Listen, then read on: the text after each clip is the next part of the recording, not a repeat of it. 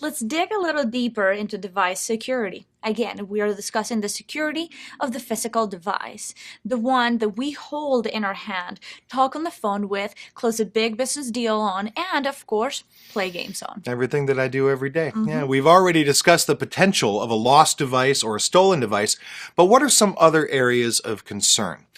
For example, is GPS tracking a concern to your organization for the users of these mobile devices? Now, most companies won't need to be concerned about this, but those in law enforcement, for example, or the military would probably not be comfortable utilizing a mobile device that would allow an individual to track their whereabouts, right? Obviously, and again, using a GPS signal.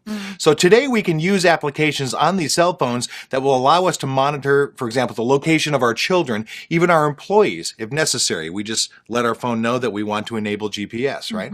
Now, in most cases, monitoring the location of employees would not be a very good idea, especially since many of us value our privacy. Correct. Funny. Yeah. Now, an organization, however, like FedEx or UPS would gain great value in monitoring the location of the vehicles that are out on delivery. So it comes and goes on both sides. Absolutely. So we have the ability to use screen locks and have a 3 strikes and you're out lock out on a device so that if someone is trying to break in by tracking your PIN code, password, or pattern, after they fail that 3 times, the phone or device will lock and have to be reset before it would work again. This is nice from one viewpoint. However, it also provides an easy method for implementing you guessed it, denial of service on that device. It may be a malicious hacker, or more likely a buddy is just messing around trying to cause difficulties for their friend. In either case, these lockouts that automate the wiping of a device have to have a fairly high risk associated with a device before we would make it easy for a denial of service to occur. Is just one item that should be considered. And because these rogue applications seem to find their way onto many of our devices, we need to take a look at the possibility of controlling what applications may or may not be installed on them. So if the device is provided by the company, for example, we do have more options available to us than if we allow an individual to use their own device. Now, one of the major considerations associated with concerns around rogue applications would be this idea of segmentation, the segmentation of the storage for the business when compared to personal needs. How much of it can I use for me? How much does the business need, right? Now, in many cases, there's not much we can do in order to provide full segmentation between both sides of the house, but a lot of people are thinking about it. Absolutely. The last 4 items come together into one fluid concern. How to track the assets provided to every employee along with maintaining the proper inventory controls so that the asset numbers do not get out of control while maintaining proper monitoring over the removable storage on these devices and the general day-to-day management of these devices. There is a lot to consider with all of these components.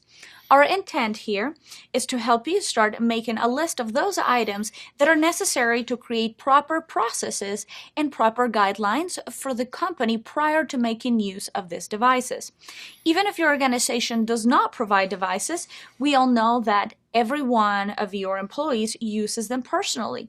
And I would bet 10 out of 1 that they have.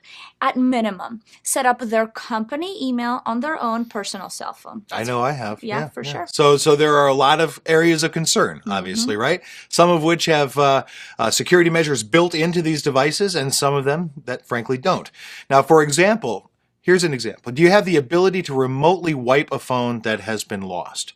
Now, very few vendors have this capability built in to the devices, and those few that do will require that you have those devices registered and set up through their online systems.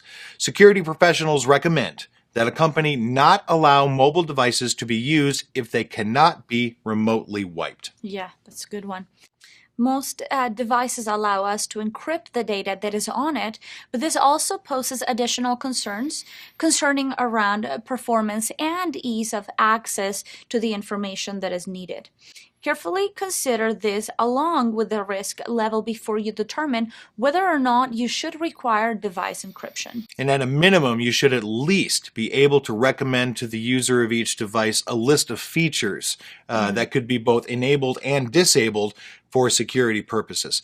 Most of your general users will never go beyond making things work for them. They are going to need to be educated on how to set those devices correctly, which will most likely involve your support. That's correct.